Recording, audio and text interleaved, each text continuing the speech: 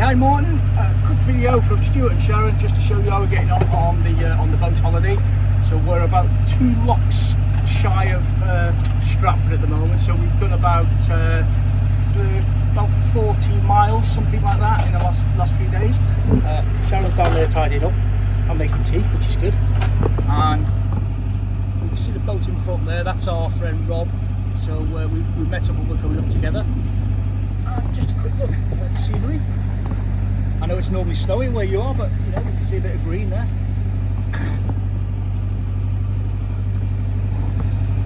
So we'll be coming up to a lock in a short while, and I know you said you were interested in that, so we'll try and capture a video of us going through the lock, or certainly working the lock, so you can have a look at it. Cheers, mate. Hi Morton. So this video just to show you how a lock works.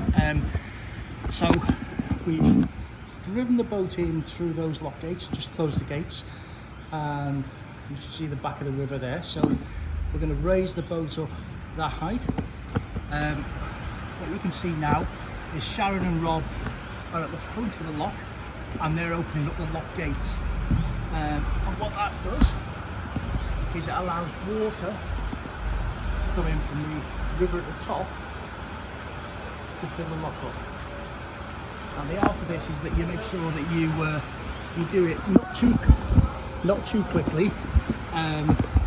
Just let me pull your ropes in. Make sure that you do it not too quickly, so that it causes turbulence with the boats.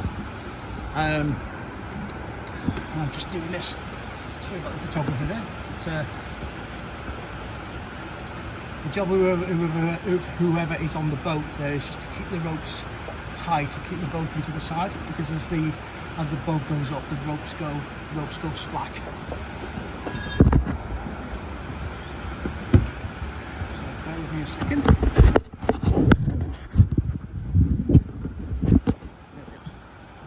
So you can see around this side the water coming in, and Rob is just holding onto his ropes so that his boat doesn't slide out as we go on. Every one of these locks, and there's 17 locks between Tewkesbury and Stratford, and every one of them is different in their design and their age. I think the oldest goes back to the early 1800s, and the newest is about 1972. And they all operate very, very differently, and technologically they're differently. So this one, you can see water is actually coming through the lock gates. There are some where that water is channeled to below the water line, which causes less turbulence. So again, I'm just making sure that I'm keeping my ropes reasonably tight, just to stop the boat moving around. And then as the water goes up above the paddles there, then Sharon will go around and she'll open up the gate paddles a bit more, because we haven't got much turbulence, so the boats are under control. And she's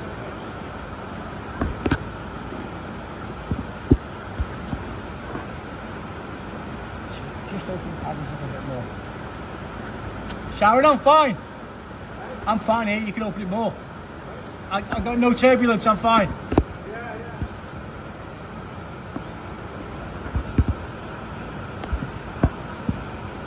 So other important stuff, you see there's always communication there between whoever's on the boat and whoever's working the gates. Because there is a temptation to open the gates too quick, and that does cause too much turbulence for the boats. And it makes them difficult to hold on to in the lock.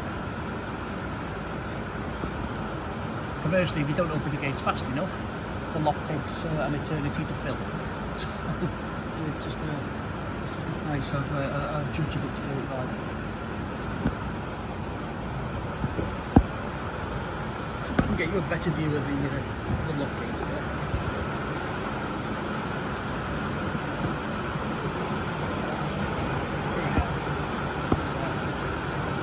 That's a bit better. I'll come around and sit on the front of the body as it's going.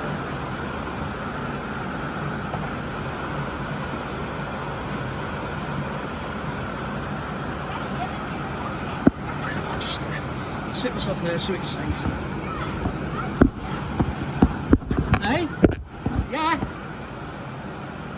I'm doing this video for Morton. I'm doing this video for Morton. Ah. She said she can't hear me, Morton. I guess it's something to do with all the water coming in. Just jumping with my ropes, my friend. So as the boat's going up, the ropes have got the slacker at the time. Just keeping it up.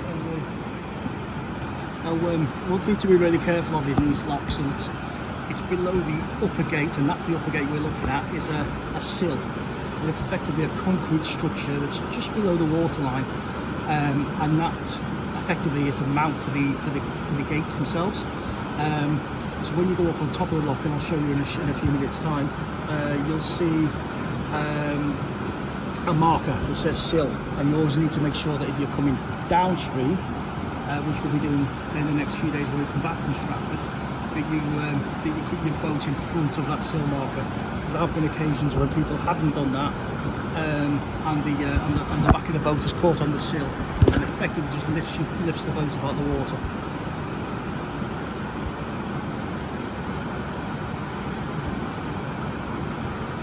Open it more if you want, I'm cool. You can open it more if you want, I'm cool. Yeah, go for it, yeah.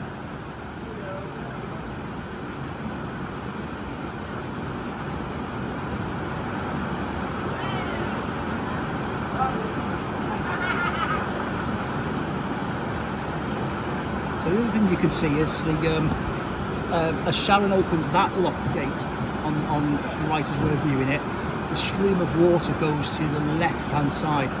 So that means that because Rob's put his boat on the right, he's not caught up in that stream of water and that turbulence there. So although the left-hand gate, as we're looking at it now, is slightly open, it's just not enough to cause him too much turbulence and push his boat into the side.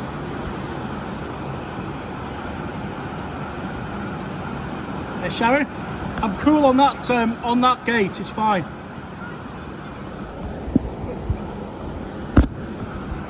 Rob, that gate is fine. It's not causing me any problems.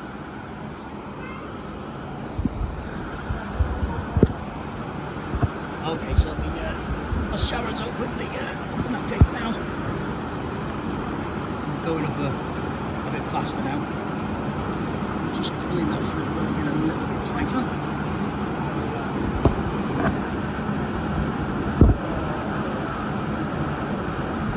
See, today is an incredibly warm day. It's about 26 degrees. We're right in the middle of the good weather. So, just see the turbulent water there just coming along, but I can hold it with the rope, so that's absolutely fine. Now what happens is, as the water level goes above the gate paddle, then the turbulence will actually stop.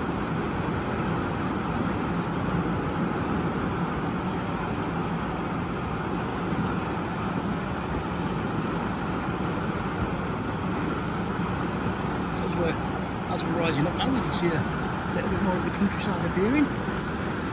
I'll take you across in a couple of minutes' time and show you the weir as well. So the locks are built in places where there's naturally almost a small waterfall, which are natural formations, and they build these locks to the side of them to maintain the water levels and obviously give boats a passage through. So you can see now that the water level is probably about halfway above the paddles. So as soon as the water level goes right above the paddles, Sharon will be able to probably open them up fully. Just pull that front rope in a little bit more. Pull the back one in as well. There we are. So that front rope going quite slack, so we'll just keep pressure on that.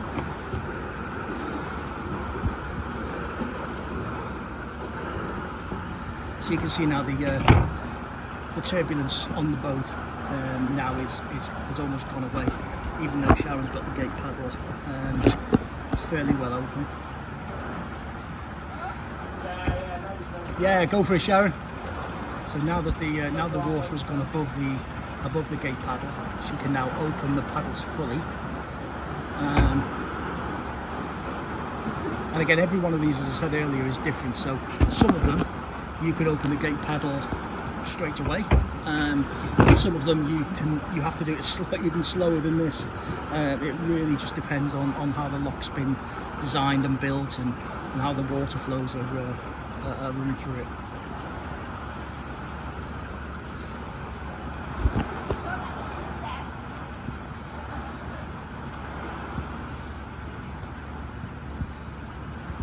So the boat has come up now far enough for me to walk around the front and to actually get off the boat. I should be able to show you a fair amount more of what's going on there, so bear with me a second.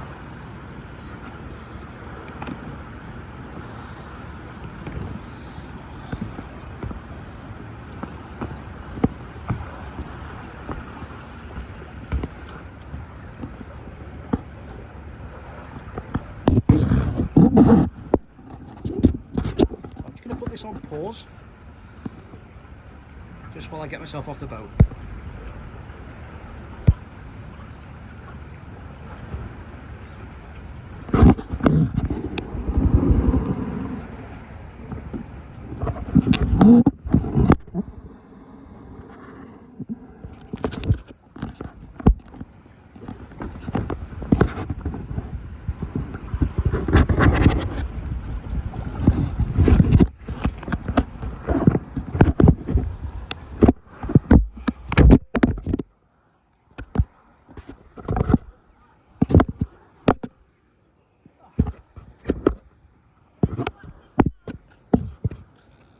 Yeah.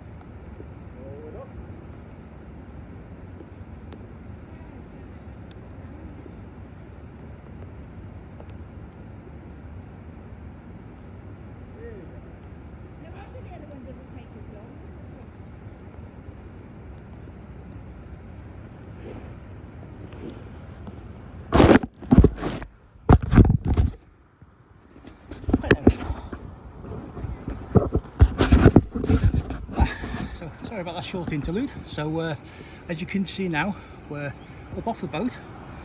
The lock's still rising. If I could show you a bit more of the countryside around.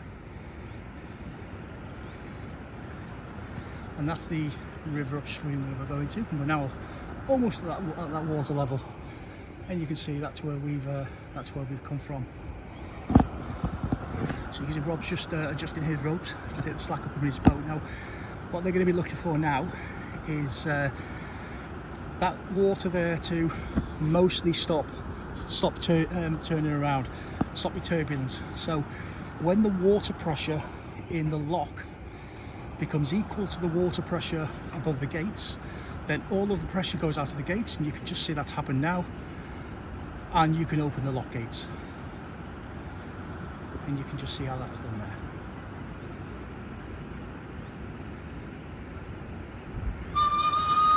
As easy as that. And what Sharon and Rob will now do is lower the gate paddles, ready for the next boat that's coming in. And on the rivers, you always leave the gate paddles open for any boats coming downstream, so that they can come straight into the lock. And obviously, these are the rear gates, and they would now be impossible to open because of the water pressure in the lock holding those gates closed.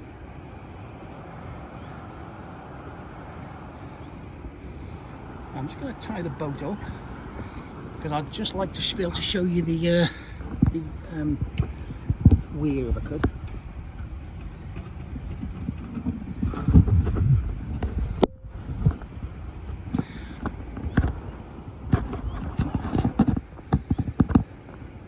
can you just tie the boat? I'm just going to try and get a view of the weir to show Morton what the weir looks like.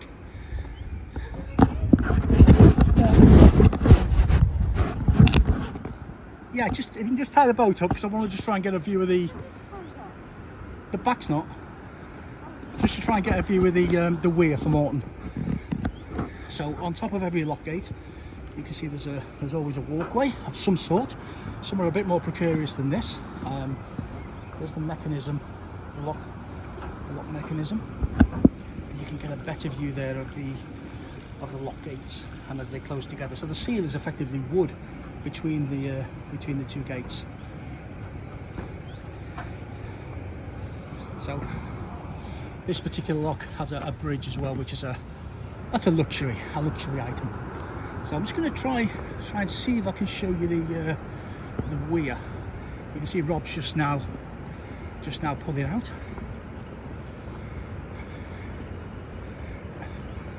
Rob, I'm just doing this quick video. I'll catch you up in a second. Shan't be long, mate. Now you might be able to hear the weir, which is behind these trees. I want to see if I can get a view of it for you. There we are. So you can just see it there. So that's the natural fall of the river from the upper to lower level, and then you can see where the lock has been constructed at the side.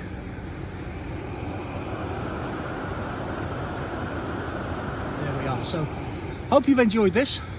Sorry about the quality, it's not exactly Steven Spielberg, but hopefully you've enjoyed it. See you soon, my friend. I'm on, just give you a little view. We just passed one of the many marinas that are up and down the River Avon. It's a bit frightening at the moment, my friend, because Sharon's driving. So anything could happen. I might sink before you get a chance to post this video, but hopefully not. Just show you up top. There we are. That's a better view. So it's a small marina there. And actually, this is a really good thing to point out. So you can see the channel splits to the right, and there's a bridge there. So I best go back in because I'm going to need to go negotiate the bridge.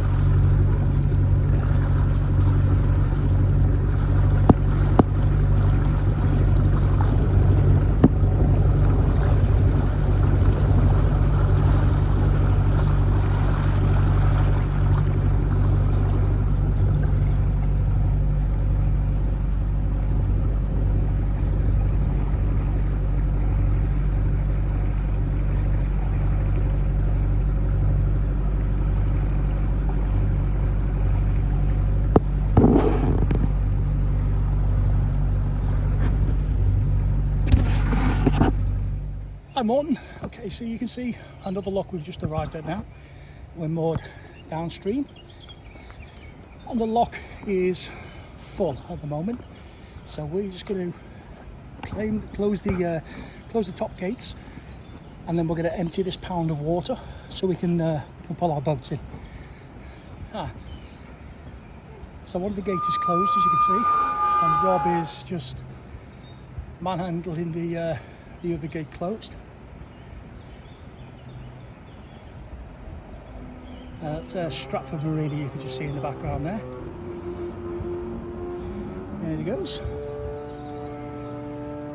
And right now he's done that, come back over, and Sharon is going to open the lower gate paddles.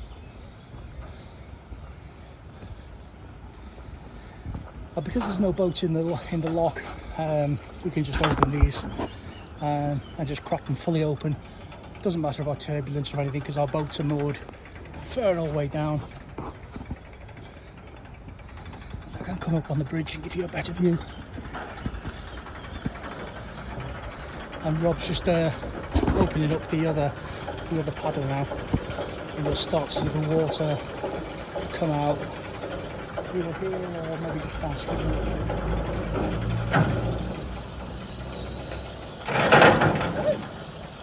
Put the ratchet on. That was Sharon forgetting to put the ratchet on. See, the lock has already started now to drain. And this is interesting. This lock looks like it has water channels that come up there a little bit further away from the door. So again, a slightly different design, designed to not to cause too much turbulence there. And you can see on the right is the weir. So let's see if I can take you over and show you the weir.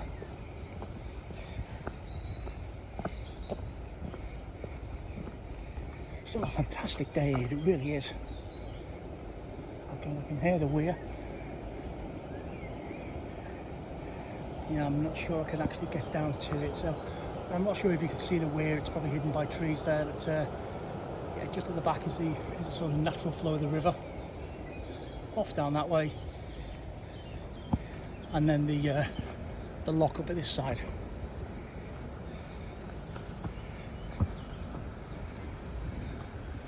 So let's see how we're doing. Yeah, that channel is, so that's up. Lock pound is nicely emptying now.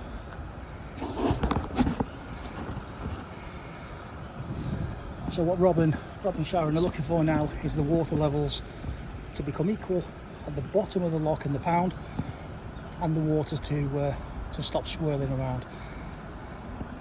As soon as they get to that stage, they can open these bottom gates, and then we'll drive the boat in. And then this will be the same as the earlier lock that I showed you.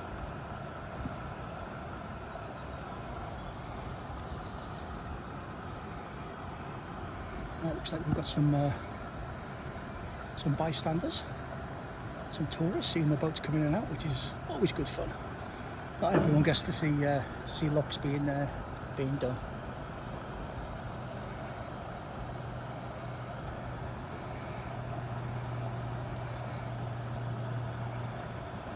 You can see on the top gates there, there's some water seeping in past the gates. That's fairly typical as the gates, or as the wood seals around the gates were. There we go. So now that the water levels pressures have equalised, and Rob and Sharon can open those gates, they'll then put the paddles down on these gates, and we'll go and drive the boats in.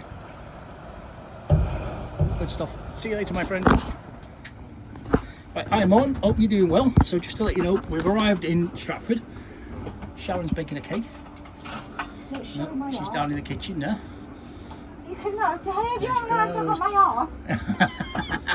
So I'll give you a quick look round Stratford. So that's the river where we came up. So this is a sort of a basin in the middle of the town. That's called the recreation ground, which is, as it said, big old field for people to go and enjoy and play in. There's a Ferris wheel behind there, which I'm not sure if you can see. That's the main bridge over the river. what else have we got? Oh, that's the Royal Shakespeare Company main theatre. And coming around this way, so I don't know if you can just see the bridge there. Well, that's the entrance to the Stratford Canal. So once you go through there, there's a basin just by those trees where we're going to moor up tomorrow, because this part of the river's being closed down for a festival, and that's officially the start of the canal network there, that then goes off into the other 3,000 miles of proper canals that's in the country. So yeah, that's what Stratford upon Avon looks like, mate. Oh, by the way, I had too much Guinness to drink yesterday, suffering a bit today, so I'm having a day off Guinness today, and I'll have some more tomorrow. Have a good day, my friend. Bye bye. Hi Morton. Good morning. Right, we're on our way back down river, but I just wanted to show you this lock. So this is Luddington Lock, named after a guy called Colin Witter. Sorry, named after a guy called Stan Clover, who was quite a famous guy who used to look after the waterways in this part of the world. So we've brought the boat in and we fill the lock up, and Sharon's just waiting for me to go around and do the other lock gate. But what you can see is a bit of a change in the weather now. So you can just see that the water line is just at the top of the green, almost in the amber. So we do need to be a little bit careful today. Be prepared to moor up if we need to. And you can also see there's a fair old flow there coming from the weir onto the main channel. So when we hit that flow, that's probably about 3 miles an hour, maybe 4 miles an hour. So we'll hit that flow, and I need to make sure I keep my speed up above the flow of the water to maintain steerage on the boat. So I'm just going to walk carefully along this lock gate, because I really would like to show you this weir. It's probably one of the nicest weirs, and certainly easiest to get to. Just walk over this way. It's a bit rainy and slippy today, so just having to be particularly careful.